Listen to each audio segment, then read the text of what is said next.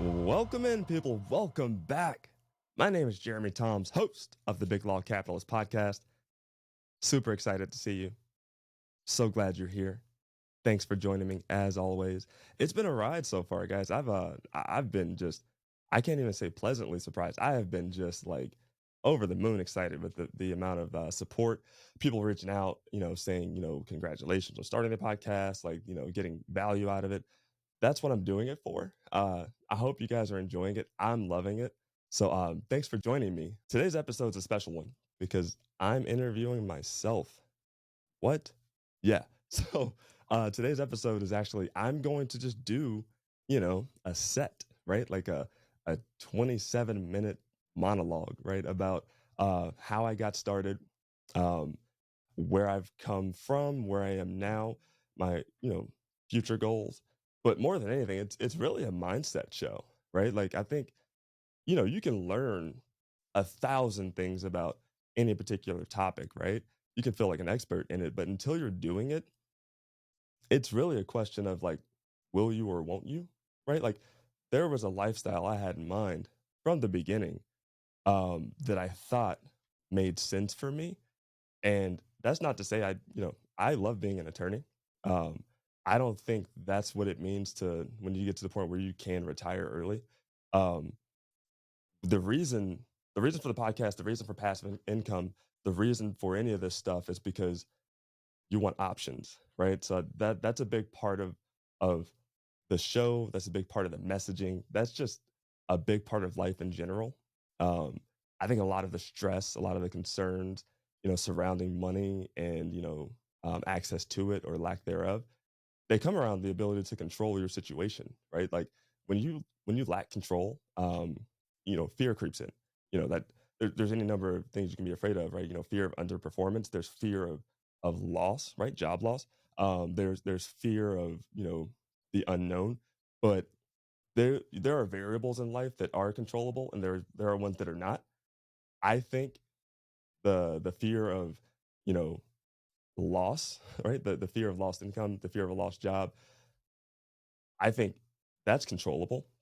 Now, whether or not you get, laid off or terminated, yeah, right. Like that's clearly not within your control if you're working a W-2 job. But how it impacts you is, and so that is a motivating factor in how I've approached my journey. And so I want you guys to join me, take a ride right inside my mind, and join me for what I'm going to call the origin story of a big law capitalist. So, like I said, episode with just me, right? Actually, a great day to do this because I'm in a really, really good mood. One of the properties that I have under contract that's supposed to close early next month, um, underwrote that at 2,500 bucks of gross income per month, which is about 30 grand per year. Come to find out, we're gonna instantly get a lease on it for 3,500 bucks a month, which is 42 grand annually, which is never hurts, right? Like that's conservative underwriting, people. It's important. Um, and so that's really cool. And we're buying a property for like, $347,000, I think is right. I gotta look back at my math. But yeah, so I'm in a really good mood. I think my wife is also mad at me right now because spending an egregious amount of time for fantasy football prep is kind of out of hand. Uh, 2 leagues this year. Generally, it's one. It's two this year though. So I think that's probably getting old pretty quick.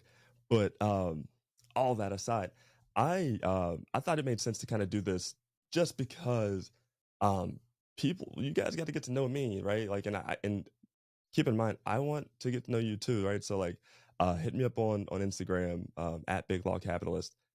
Check out my LinkedIn. Feel free to shoot me a message, Jeremy Toms. And so all of that. So let me tell you my backstory. From Louisville, Kentucky. I know people say Louisville. Whenever I say Louisville to people who aren't from there, they're like, "What? Wait, why does it sound like you have molasses in your mouth?" Yeah, from Louisville, Kentucky. Uh, Born and raised. I was there for the first 18 years of my life. I was always the kid who, you know, I was an entrepreneur from like a very young age. I was the guy in your neighborhood who's like, "Hey, I'll cut your yard for $5." Like that guy.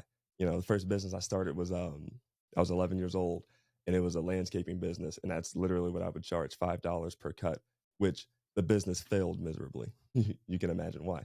Um, and so I've always been, motivated, from an entrepreneurial standpoint. By no means did I think that would take me to where I am now. Um, I had plenty of interest. I think real estate popped on my radar probably just before law school. And so, grew up in Louisville, uh, went to Louisville Male High School, go Bulldogs. Um, Jumped from there to the University of Kentucky. Was at Kentucky for 4 years. This is back in 2007, 2011. So like during the economic, downturn, that whole period, I was just in college. I was aware of it, but not necessarily impacted, right? Like 2011 was like, at the tail end of like, all right, we're on the upswing again, like things are coming back. And so by the time I got out, I immediately was like, well, I'm going to law school anyway. So I wasn't even looking for a job at that point. I actually took a year off between undergrad and law school. Fun fact. Moved to Knoxville during that year. And during that year, I had the bug, right? So like I was actively trying to start another business, again, entrepreneurial. Ended up not working out with that business. It was actually a good idea. I'm not going to say what it is because I don't want people to bite it. But it was business I just didn't follow through with at the time because I knew I was going to go to law school. I was going to be tied up, be really busy. But I remember I started studying real estate just from a high level, right? We touched on it in undergrad. That it was something I learned about in business school, but I wasn't necessarily focused on it. So I kind of just did my research, my due diligence. I started doing what all investors do, start reading books. You know, there's you know, there's a book by Brandon Turner. I think it's called um, essentially buying with low or no money down. There was that book. There's another book. Oh, the 4 Hour Work Week. Not really a real estate book, but I highly recommend it because it is a mindset book. When it all comes down to it, I mean, there's a lot of strategies in there, but really, honestly, it's a mindset book, and it made me realize that I'm fine working. I work crazy hard, more than happy doing it. But what I wanted was a hyper efficient approach to work, right? So like if I'm working, it's not just with the, one goal. It's like, hey, I'm achieving multiple things at the same time. And so that kind of framed my mindset a bit. And then, I had the real estate bug plus like I was working. And so when I went to law school, I generally knew that I wanted to do something in real estate. I didn't know where or how, right? Because when you start law school, you're just like, oh, I'm a 1L. Like, what happens next? Here goes the first semester. Hope it goes well. Um, and so it did. And I ended up getting, this is at UT back in 2012. So I ended up getting a really good internship, uh, or, summer associate position for all the faithful out there, at a firm down in Charlotte, North Carolina, a large firm, big firm. And so I was, I was pumped about that. Ended up in their CMBS group. For those who work in real estate, they know what that is. But for those who don't, right, I was what you would consider a finance attorney who focused on commercial loans, a special type of commercial loans. And so when I was there, I loved the lifestyle because summer associate lifestyles, for those who don't know, are fantastic. It's the greatest job ever created. I still wish that that's how being a full-time attorney was like, but it was two of the greatest summers I had between my first summer during law school and then my second summer at the same firm, and loved it. I was at home, right? Like I was like, yeah, this is where I want to be. This is what I want to be doing. I want to do these big loans, these sophisticated deals, deal with these sophisticated clients, a lot of which were like larger banks and like large insurance companies, just really cool stuff. You're seeing a bunch of like real estate, like dirt real estate stuff that that I was handling, and so I was super excited. Um, Went through law school, did well, graduated, moved on to ended up moving to Charlotte, North Carolina with my wife, who was my, I think, fiance at that time. Yeah, no. Actually, when I moved to Charlotte, we had already gotten married. Not true. We actually moved to Charlotte. We weren't married yet.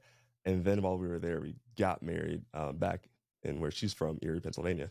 And then I started my job. I remember, I think it was September 2015 was the start of the career, and it it changed the way I look at work, right? Like, I don't think I had truly experienced real work stress up until that point, right? I had several jobs, I had plenty of real world experience, worked at a few different spots. Um, and when I started working, I remember the feeling of like, oh no, like, wait, is this the stress I'm gonna feel for the next 40 years? Right? Like, is this okay? Wrap my head around that. It was sort of like a watershed moment of like, "Oh, man, like, this is concerning." Um, Again, at this point, I still hadn't really decided, to start investing in anything, right? Let alone real estate. I knew I was interested in it, and that's what I did as my job, but I hadn't really made that leap yet. It was a realization that, man, like, this is tough. Like, not just the work, but the lifestyle is like it's tough. It takes a while. Anybody who's an attorney knows like that first, those first 3 years are kind of brutal. You realize just how much you suck, and then like you have to like learn and get better.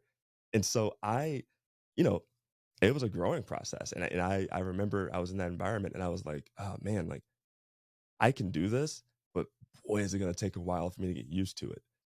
And so I was going through the process of getting used to it, learning this new craft, but really kind of grappling with the thought of like, you know, and this is a thought I think everybody has, right? Like, I hope they like me. I hope I'm doing a good job. I'm afraid to get fired, right? Like that was always that literally that fear that was my motivating factor. I was, I was smart, but you're young and you're just there, you're learning, you don't know much. And so, 2015 going through that learning, going through the ropes. By end of 2015, it had gotten to the point where I was like, okay, all right, like I need to figure this thing out. Like this is a job. Like this is a different world. I was a kid. I think I was 25 or 26 at this point, and I was just like, okay, time to figure this out. Like, what are we gonna do with this? What's the plan? And I think that's an important thing for people to do because I had that realization at that point that I needed clarity on what the goal was. It's so easy. It's so easy to dive into, especially what I do, but really any job. This can be applicable to anybody in any job to dive into it and just get lost in the job, right? Like you might have a long-term goal within that job, but you're not really thinking long-term goal life wise. Like how how do I want to do this? How does my life look in 20 years? That's the conversation I had with myself. It was a clarity conversation. I think that's a super important conversation for anybody to have with themselves, especially financially, because I realized then I wasn't cool with grinding away for 40 more years and not having the ability to make decisions that I truly wanted to make. I didn't think I wanted to look back on life and think, oh man, I lived a life of which I had no control. I essentially worked and grinded and worked as hard as I could during my best years, you know. And you can argue over what are your best years, right? But like during my best years, only to now, right, in 40 years from then, which would be like, 65, only to then have the opportunity to enjoy myself. Um, that terrified me. I was like, no, no, no. I'd rather be able to look back 10 years from now and say to myself, 10 years from then, right? So 35 at that point is what I was thinking, and think like, I like this, but I choose to do something else. And then the realization was I need to make as much as I make right now, which I mean has multiplied several times over. Like um back then I was like, what I make right now, but not have to worry about how it's coming in, right? Like I not have to work for it, right? Passive. And so that was really the watershed moment where I was like, okay, I need to leverage this. And important concept, you need to leverage whenever you can. And leverage isn't just about debt, right? Like, obviously there's smart, there's intelligent leverage when it comes to real estate. that's for another episode, right? Like leverage can apply to many things. In other episodes, I've talked about leveraging relationships. What I mean by leverage is like, you know, when you're an attorney, especially, but really, really think about any highly paid professional, you have something that a large percentage of Americans don't have, a large percentage of the world don't have, which is a high income job and, conceivably strong credit. So like there's a point of leverage right there, but then high a high level of reputation, right? So like people see what you do and they recognize you as a professional in our society, and that matters because that's genuine. Like you're certified in something. Like I can trust what your degree says. Um, and so I realized you can take that pretty far. You can do a lot with that. Not just like, your 9 to 5 job. You can do a lot more than that. And you can fast forward this game, right? Like, and so it was early 2016, I not realizing, you know, what game I was getting into yet, purchased my first rental property. I remember it like it was yesterday. It was early February 2016. I purchased a 2 bed, 1 bath bungalow in Belmont, North Carolina. Um, People, when I say it was a good deal, it was a great deal. It had a terrible operator being me. So I had to learn trial by fire, right? So like 2016, February, I'm not slammed yet, but I'm getting busier at work. And at the same time, I had this 2 bed, 1 bath bungalow. And I'll tell you the deal. I bought it for $106,500. Um, I planned on putting $11,000 into it. And I thought the renovation would take about 3 months. And after that, my plan was to Airbnb it and then do what I had learned then was a cash out refinance, or what I thought would be like a mini Burr, right? Burr being like buy, renovate, um, rent out, refinance, repeat.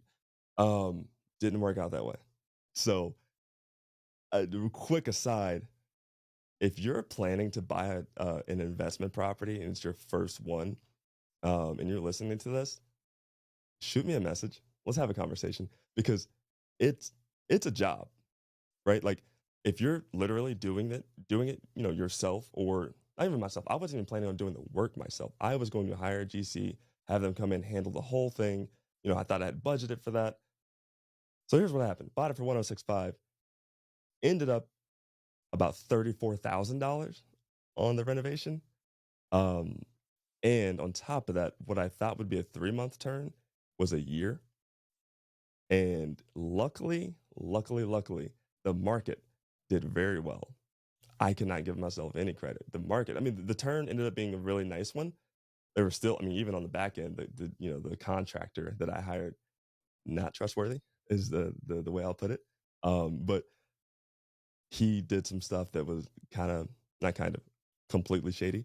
And so that deal, although it worked out in the end, and I think we kept it for 5 years, it turned out like $1,200 a month, gross, and then like I think it gave us like I think it was like a little bit under $400 a month, cash flow, net cash flow. We can talk about that, how that math works on a different episode, but um, it worked out.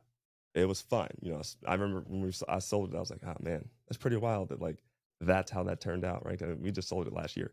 Um, but it was trial by fire, and it taught me a ton. I learned more from that than I probably have from, you know, 70 of the properties that have happened since then. But it was a moment. I remember my wife was like, I was so stressed out. I was so busy at work, and I was so stressed out from that. And my wife was like, you got to just stop doing that. Like just stop, give up. Like, I don't give up. She didn't tell me to give up, but she told me to stop. She was like, just work. And I was like, you got it.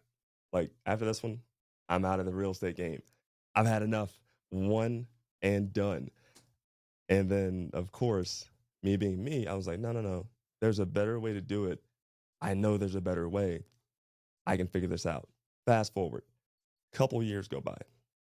We did some real estate stuff in between them, nothing noteworthy.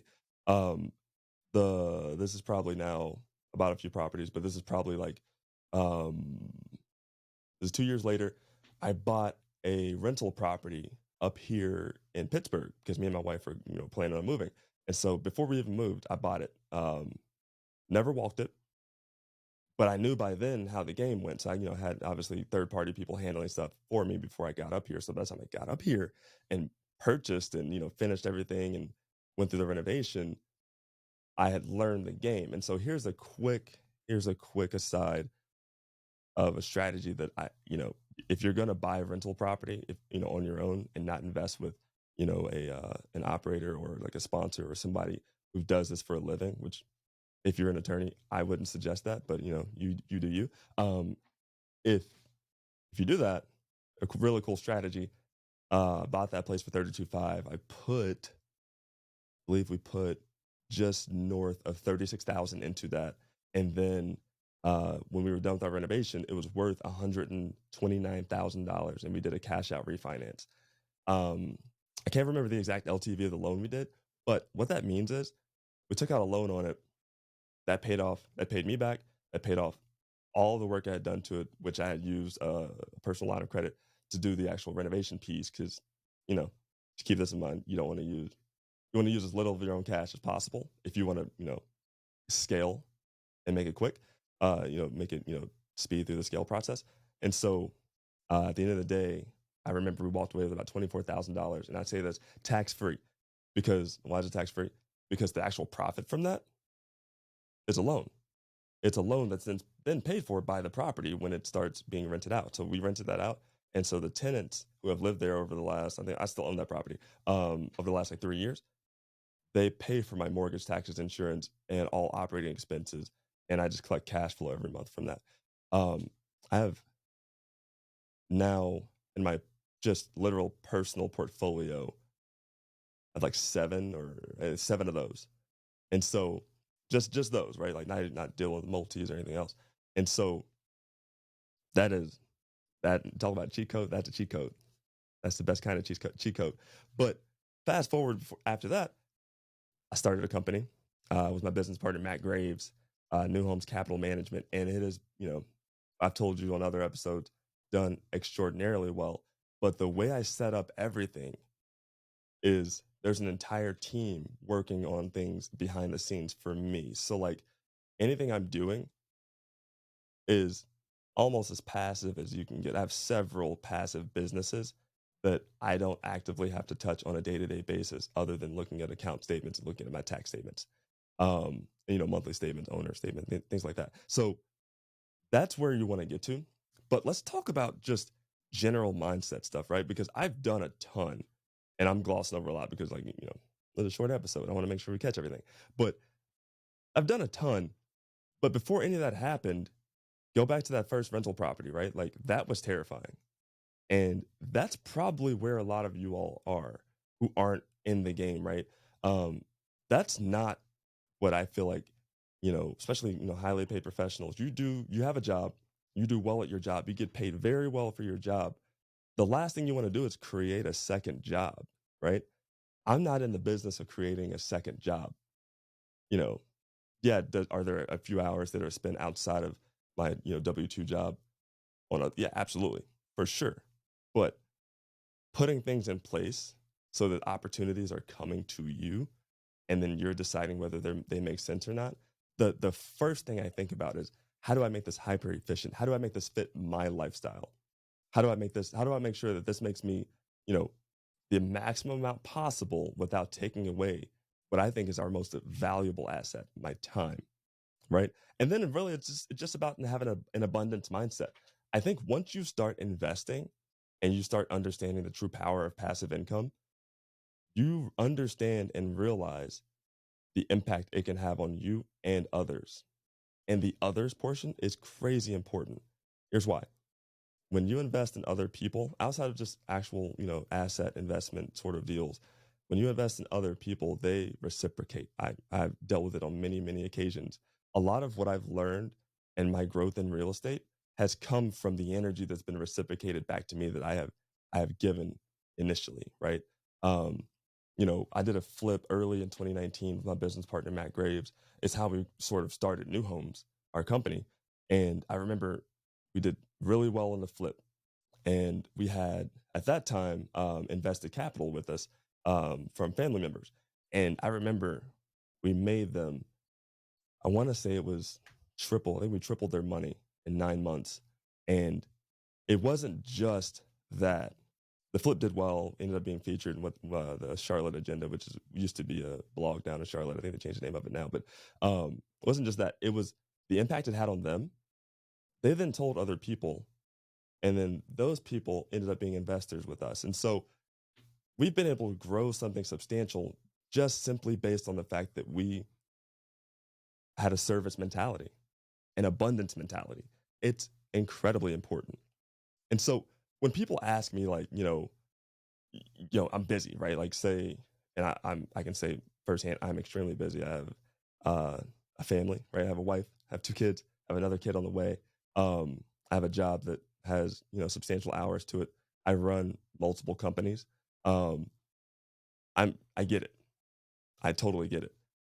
But there are ways, not even around it. There are ways to take advantage of that, right? Like, it forces you to become hyper efficient in what you're choosing to involve yourself with and who you're choosing to involve yourself with.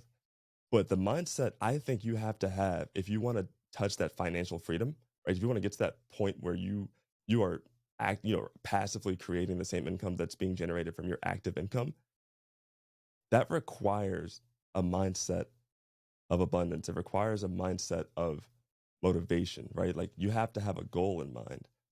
My goal was to, create opportunities that then created passive income that then replaced my active income, right? That was a goal because that's financial freedom, because that's choice, right? That now I have options, um, that removes what I think is, a lot of the biggest fear for a lot of people, which is that, like, oh, what happens if, right? After if can be any number of things, but when you remove that variable and you can just practice, and this doesn't just apply to young attorneys or young professionals. This applies to across the board. There's not many people, even people who are making a ton of money, who haven't whose bills have not caught up with, right, like, the money they're making. And so I'm not saying everybody's making bad decisions living paycheck to paycheck. But I'm saying is that you would be surprised how little, I guess, in retirement savings people truly have, and how many people invest in assets instead of invest in liabilities instead of assets, right? I'm of the mindset, invest in assets, right? The vast majority of the income that I bring in now passively is completely reinvested because I know it's all about how much you save and how quickly. That's how you grow this and scale it substantially, right? And so when it comes down to mindset, the fact is you got to be okay with being uncomfortable. I'm not saying this is overly difficult. I'm not saying it's easy. But what I'm saying is if you approach it the right way, you can create the lifestyle that you've always dreamed of, right? You can create the lifestyle of, like, yeah, man, like, I'm happy with my job, but I want to take a month off. I want to take a year off. You can make those decisions when you've invested and when you've focused on a goal. It's all mindset driven. And so for me, I've grown this portfolio substantially since I got started all those years back in, 2016 when I, bought that great yet terrible deal, right? Now I think the end goal for me is not necessarily, I don't want to stop working. I enjoy being an attorney. Um, I do love it. What I want to do is continue that growth. And I think now at this point, I'm seeking generational wealth, which is the next level up. It's focusing on the ability to grow what otherwise is currently unavailable and has been unavailable for my family for generations, right? Like, I want to grow something that's legacy worthy. And so that's where I want to be headed. I'd love to, over the next 2 or 3 years, you know, double what we have, but really clip that 200 to 300, unit portfolio. And at some point, I do think I'll, manage over $100 million at some point. But for now, it was always a focus on, like, how do I make this work for me? How do I make my money work for me? How do I leverage my position, which I've done over the years, and turn it into something that's going to generate substantial income growth, substantial equity growth. And that's where we've gotten. And so I people that's a set right there. That's a smooth 27 minutes that I just went on. And I can't thank you all enough for coming along on this journey with me. I know I love what I do.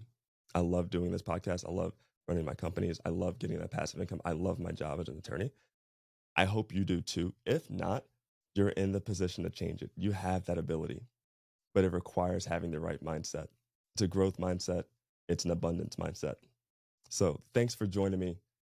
This is a fantastic episode, right? I could cover all the stuff I wanted to cover. And don't forget, reach out to me at Big Law Capitalist on Instagram.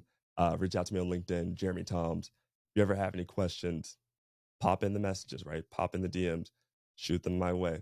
I'm going to bounce off of here, try to go, help my wife with the kids and, be attentive, do all that stuff. So thanks, guys. Thanks for joining me. I had a blast. Peace.